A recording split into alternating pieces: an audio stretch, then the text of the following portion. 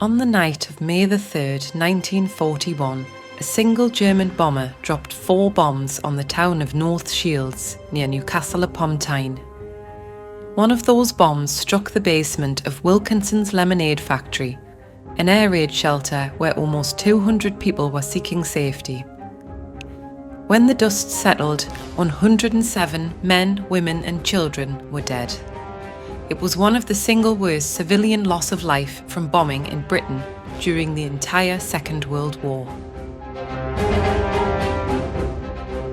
If you are not close to home when you hear the warning, go to the nearest safe cover.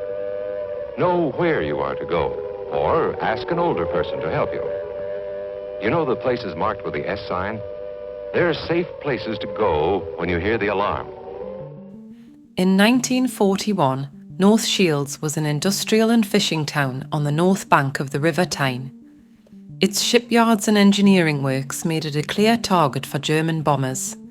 Indeed, the Luftwaffe had plans of North Shields showing military targets, including its anti-aircraft positions at Tynemouth Priory.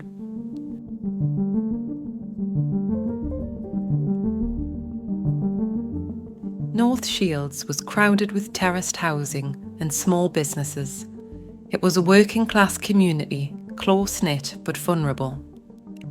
When the air raid sirens sounded, local people hurried to one of the nearest public shelters, the basement of W.W. Wilkinson's lemonade factory on the corner of King Street and George Street.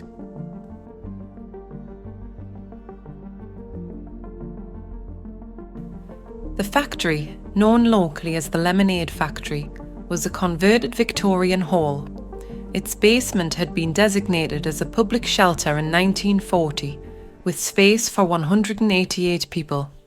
For some, it was considered dangerous, directly beneath bottling machinery, glass bottles, and vats of chemicals, with only wooden floors above. Critics warned that it could become a death trap. For others, it was ideal, spacious, dry and comfortable, compared with the damp backyard shelters many families had at home. It even had 3 rooms, a family space, an entertainment area where an accordion was often played, and the smoker's room with its own exit. One of the shelter wardens was Ellen Lee, a well-known local woman. Stern but kind, she kept order and made sure the shelter ran smoothly.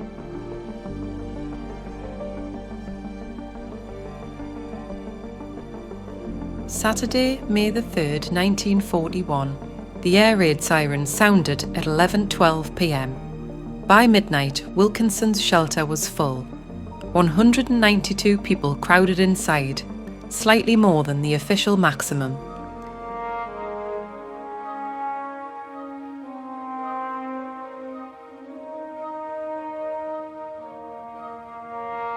Then the bombs fell. 3 exploded elsewhere in the town. The 4th hit Wilkinson's directly.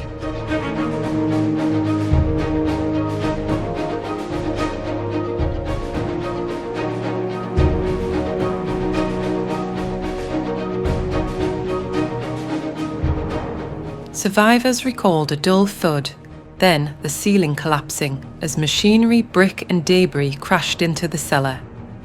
Some near the exit managed to escape. Others, like 19-year-old Stanley Hull, crawled out through gaps in the rubble. Most, however, were trapped beneath tons of wreckage. Shelter warden Ellen Lee fought to break through blocked exits, eventually forcing a way out for dozens of survivors, despite being badly injured herself.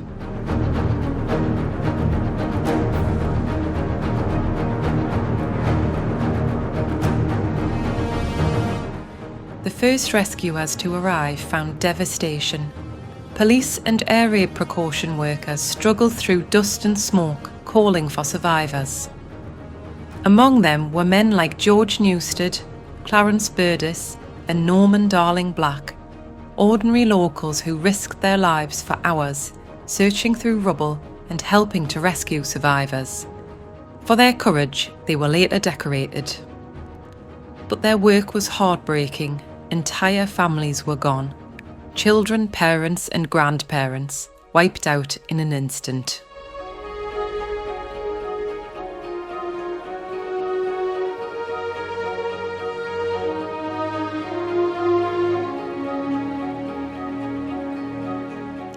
In total, 107 people lost their lives, including 43 children. 2 more were killed in nearby houses in George Street. The bodies were taken to a temporary mortuary, and for days families queued for news, hoping their loved ones were among the survivors. The funerals filled Preston Cemetery, where many victims rest today. The disaster left deep scars on the community. Nearly every family in the East End of North Shields lost someone they knew.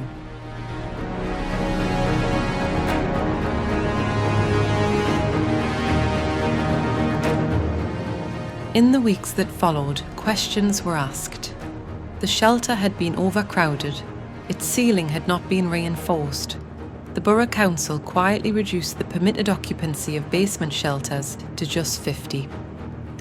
But wartime censorship meant the Wilkinson's disaster was never reported in detail at the time. Even the factory's name was withheld. For decades, it barely appeared in the histories of the Blitz. Britain, winner of the first round, was ready. With higher morale and sharper defense, improved listening posts were set up all along the coast and warned of the enemy's approach before he left the continent. A quick flash from the control station to the fighter station, and pilots were on their way to meet the enemy while he was still over the channel. In North Shields, the tragedy was never forgotten. Survivors carried their memories all their lives. Families remembered the names and faces of those they lost. For years, the story remained local, passed on in memories and community projects. Only recently has it begun to be recognised in the wider history of the war. Today, a memorial plaque stands in North Shields to honour those who died at Wilkinson's shelter. The information for this video has largely been gathered from the excellent website covering the tragedy, which has been curated, designed and maintained by Peter Bulger with the assistance of local author historian Peter Hebblewhite. Please consider visiting the site for more information.